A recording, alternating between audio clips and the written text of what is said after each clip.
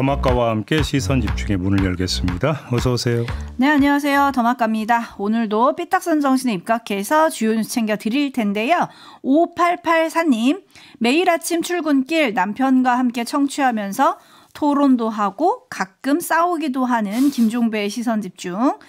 출근길 지루하지 않아요? 라고 웃음 표시까지 보내주셨는데요. 왜 또 싸우세요? 왜? 뭐 정치 뉴스, 사회 뉴스 보다 보면 견해가 좀 다르니까 토론도 하다가 싸우기도 하고 이러는 거죠. 정치적 견해가 다르신가? 그러게요. 네. 오늘은 또 어떠실지 모르겠네요. 그러게요. 가끔 올려주세요. 오늘은 싸웠는지 아니면 오늘은 다정하게 가셨는지 가끔 네. 알려주시면 좋을 것 같고. 네. 1770님 안녕하세요. 17년 애청자입니다. 오, 예. 두 아이 태교를 시선 집중으로 했죠. 그래서인가 사춘기가 세게 왔어요? 그 어떻게 연결이 되는 겁니까? 세상을 삐딱하게 보는 시선을 장착하게 됐나? 그런 점에서 네. 네. 이 또한 지나가리라. 그죠? 네. 그 사춘기를 이기고 나면 뭐 제이비처럼 훌륭한 어른이 되는 거 아니겠습니까? 왜 그러세요, 갑자기? 기침을 하시네? 네. 적절한 타이밍에? 안 듣던 얘기 들으니까 갑자기 생리적 반응이 이렇게 나오네요. 네. 네, 친절해 봤습니다. 알걸리님, 불안하시다는 제 입이 아직 감기는 안 걸리셨나 봐요. 다행입니다. 네, 조심하고 있습니다. 최윤경님, 평상시 출근하면서 제대로 못 들었는데 이번 주는 아이고 병가라서 2시간 제대로 청취합니다. 아니 왜 이렇게 편찮으신 분이 많아요? 그러네요. 네. 너무 안타깝네. 2시간 제대로 청취하시는 거는 너무 좋은 일이지만 왜 아프실까? 정신건강에 좀 조금이라도 도움이 되기를 희망한다는 말씀 드리겠습니다. 정신건강이요? 네. 최윤경님께는 저희 PD께서 유산균 보내드린다고 합니다. 네. 얼른 힘내서 병가가 이번 주라고 하셨지만 조금 빨리 나으시고 뒷부분은 휴가처럼 즐기시면 좋을 것 같아요. 네. 제이비타임즈 오늘 주목할 첫 번째 뉴스 어떤 건가요? 어제 치러진 재보궐선거 결과부터 좀 전해드려야 되지 않겠습니까? 기초단체장 4곳 선거가 있었는데 전남의 영광 곡성군수 선거에서는 모두 민주당 후보가 이겼고요. 강화군수 선거와 부산 금정구청장 선거에서는 국민의힘이 이겼습니다. 역시 관심사는 어디겠습니까? 금정구청장 아니겠습니까? 그렇죠. 근데 금정구청장 선거가 4군데 치러진 기초단체장 보궐선거 투표율 가운데 가장 낮더라고요. 투표율이 47.2%. 그 다음으로 낮은 게 강화군인데 58%였거든요. 상당한 좀 차이다, 투표율이. 좀 이렇게 봐야 될 것 같은데. 자, 이렇게 이 투표율에서부터 이제 놓고 본다면 상식적인 해석은 어떻게 되는 거겠습니까? 고정층이 주되게 투표를 했다. 이렇게 이제 해석을 하는 게 맞을 것 같습니다. 그래서일까요? 대통령실 관계자가 이런 멘트를 했더라고요. 보수가 잘 결집하면 국민께서도 호응해 주실 것이란 희망을 보았다. 보수가 잘 결집하면? 그러니까요. 자, 여기서 보수라고 하는 게 보수 정치권이냐 보수 유권자층이냐 이걸 봐야 되는데 뒤에 국민이 나오는 걸 놓고 보면 보수 정치권이라고 봐야 되지 않겠습니까? 그러면 금정구청장 보궐선거 과정에서 보수 정치권이 잘 결집을 했었나요? 그런 기억이 있으십니까? 저는 별로 그런 기억이 없거든요.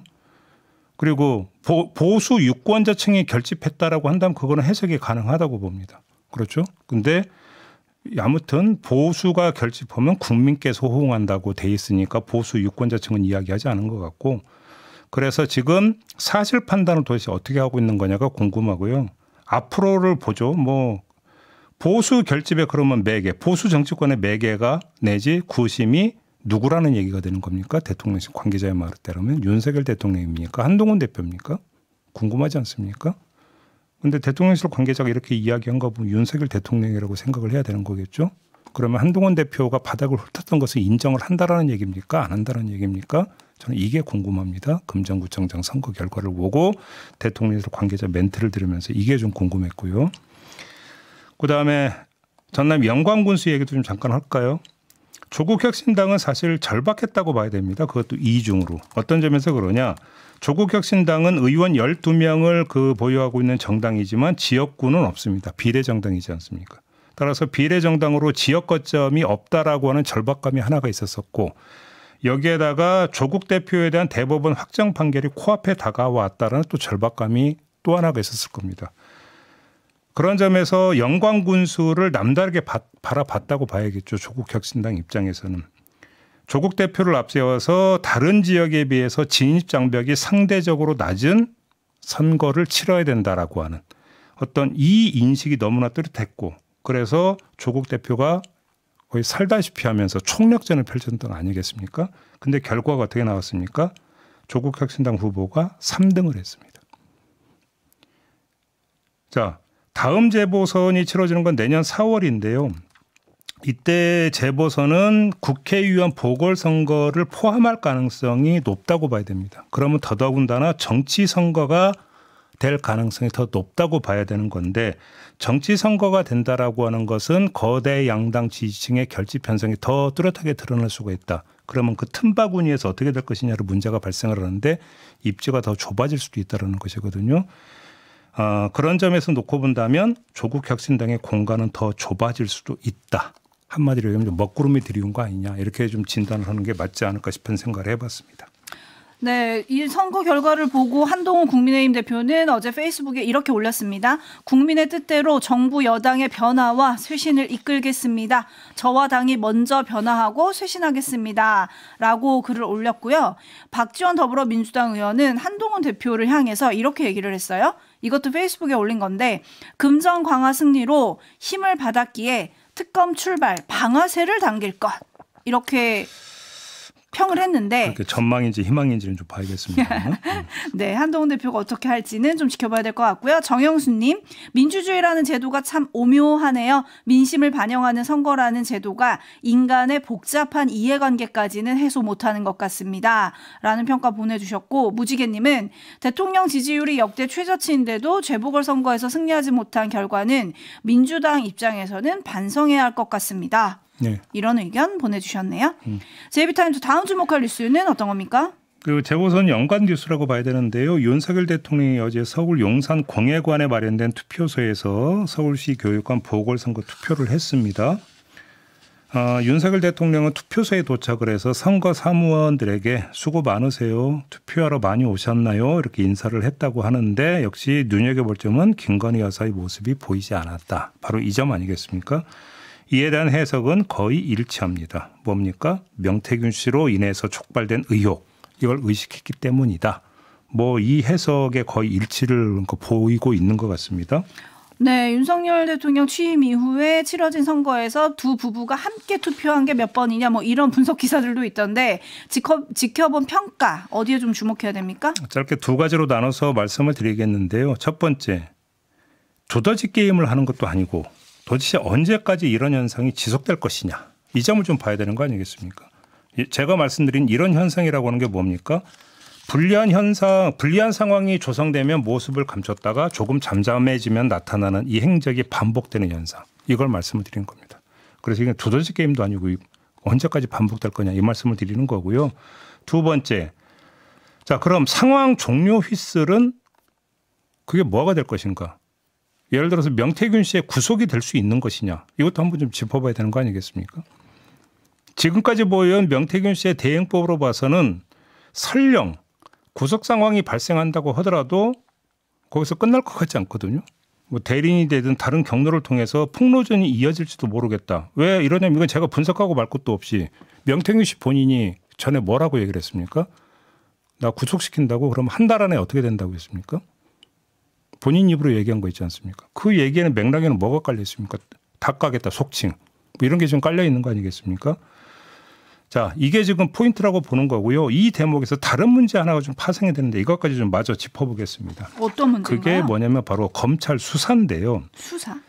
경남 선관위 수사 의뢰에도 불구하고 한참을 뭉개다가 명태균 씨 문제가 한 이슈로 불거진 그 다음에야 부랴부랴 압수수색을 하지 않았습니까?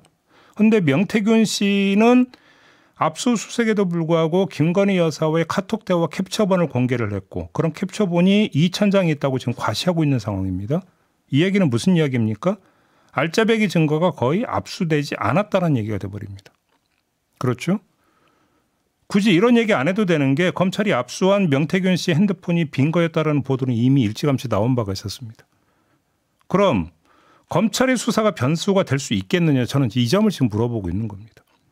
명태균 씨를 구속했는데도 어딘가를 통해서 증거가 될 자료들이 만약에 연태로 공개된다고 한번 가정을 해봅시다. 이거는 검찰 입장에서는 엄청난 부담이 되는 거예요. 왜 그러냐면 구속의 사유가 뭡니까? 도주나 증거인멸의 우려입니다. 그렇지 않습니까? 그런데 구속을 시켰는데도 증거를 확보하기는커녕 오히려 엉뚱한 데서 이게 지금 나오고 있다가 돼버리면은 구속의 이유가 그냥 삭감되어 버리는 거 아닙니까? 검찰 입장에서는 부담이 되는 거 아니겠습니까? 오늘 보니까 이런 보도가 있더라고요. 검찰이 4,000개에 달하는 녹취록 분석 작업을 열심히 하고 있다. 네, 뭐 수사팀도 보강을 했다고 하고요. 네, 근데 그 출처가 누굽니까? 강혜경 씨로부터 받은 거라는 거잖아요. 그러게요. 강혜경 씨가 제출한 거라는 거죠. 강혜경 씨가 제출한 거에서도 의미 있는 증거가 될 수 있는 게 있겠죠. 있을 수 있습니다.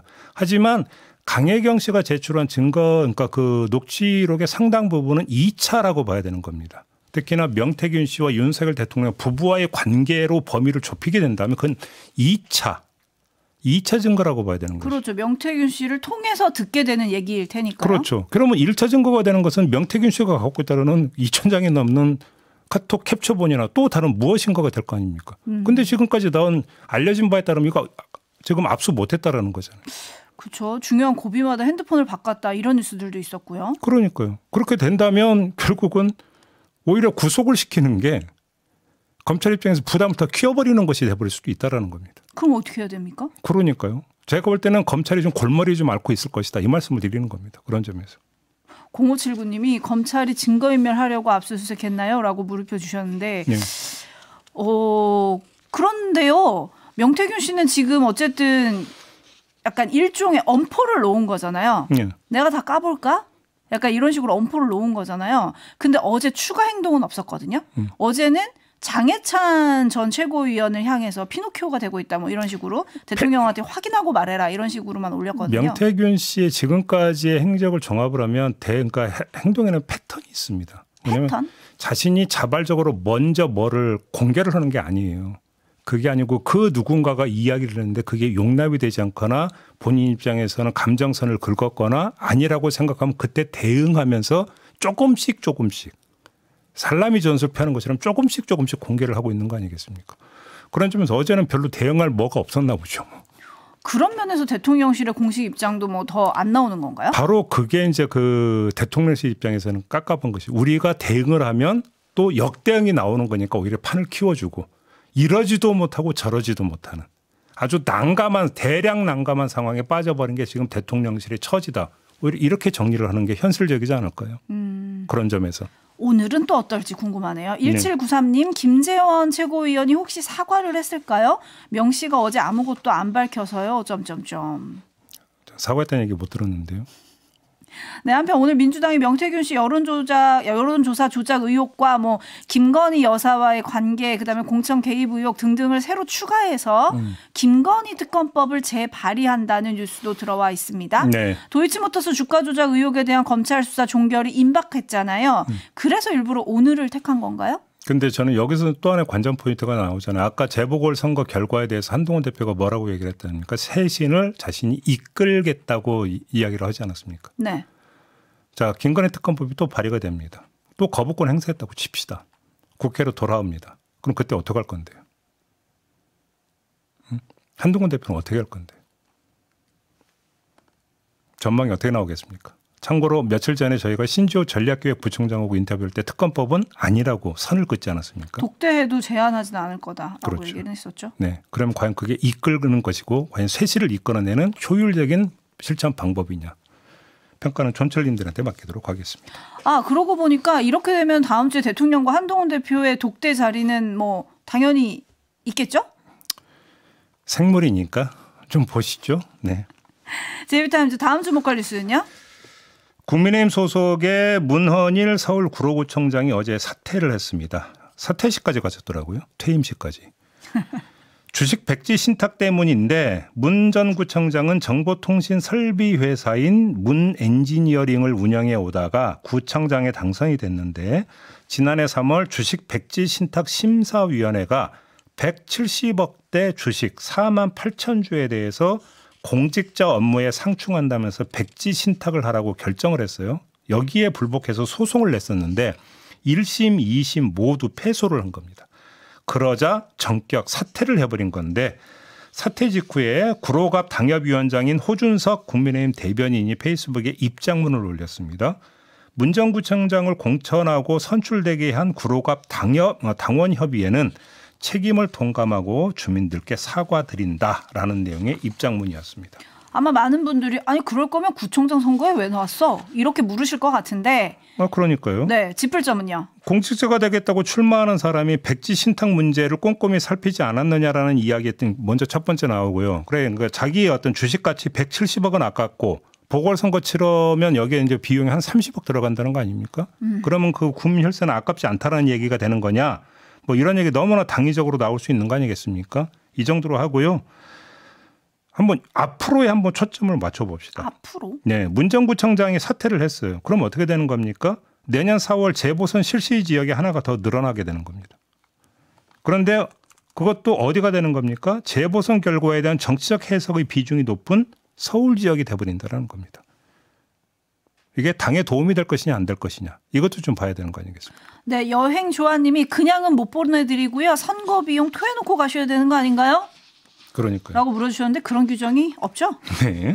제이비타임즈 다음 주목할 뉴스는요? 네, 물 건너가 보겠습니다. 도널드 트럼프 미 대선 후보가 현지 시각 15일 미국 시카고에서 열린 시카고 경제클럽 주최 대담에서 이런 말을 했습니다. 내가 거기, 그러니까 100억 원을 뜻하는 건데요. 내가 거기에 있으면 그들, 여기서 그들은 한국입니다. 그들은 연간 100억 달러를 지출할 것이다.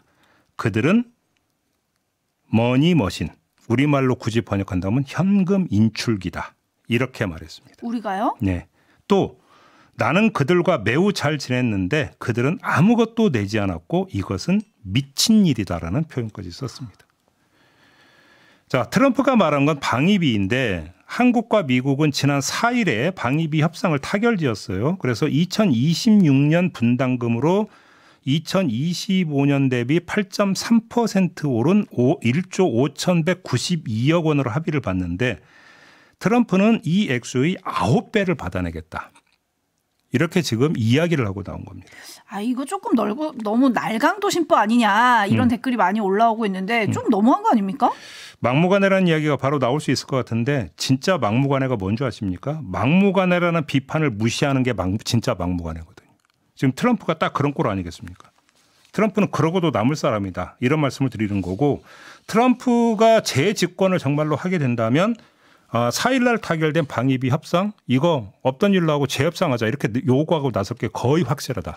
일단 이렇게 봐야 되는 겁니다.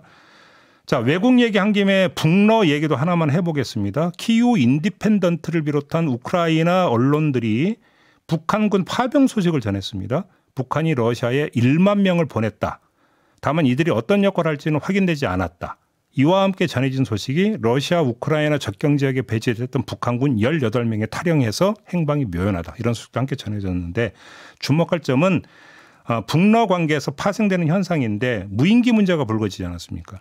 이때 마리아 자하로바 러시아 외무부 대변인이 현지 시각 14일 발표한 성명에서 북한 편을 들고 나왔습니다. 이 무인기 띄운 거는 북한에 대한 주권 침해이자 내정 간섭이다. 이렇게 북한 편 드는 성명을 발표를 했습니다. 지금 한반도 주변이 이렇게 들어가고 있습니다. 러시아는 멀어지고 있고 트럼프는 손 벌리고 있다. 그러면 윤석열 정부는 이 틈바구니에서 어떤 실리 국익 외교를 펼치고 있는 것이냐를 좀 물어봐야 되는 거 아니겠습니까? 또 한 가지는 만약에 트럼프가 재집권을 하게 된다면 그토록 강조를 해왔던 한미 동맹이라고 하는 것은 어떻게 되는 것인지 어떤 그림을 그리고 있는 것인지 어느 시점에 가서는 윤석열 대통령이 국민한테 설명을 해야 되는 상황에 연출이 될 수도 있다. 이 점까지 함께 말씀을 드리도록 하겠습니다. 네, 0773님이 뉴스를 안 들을 수도 없고 어쩌지 싶어요 라고 하셨는데 커피 보내드리겠습니다. 네, 더마카 수고하셨습니다. 고맙습니다.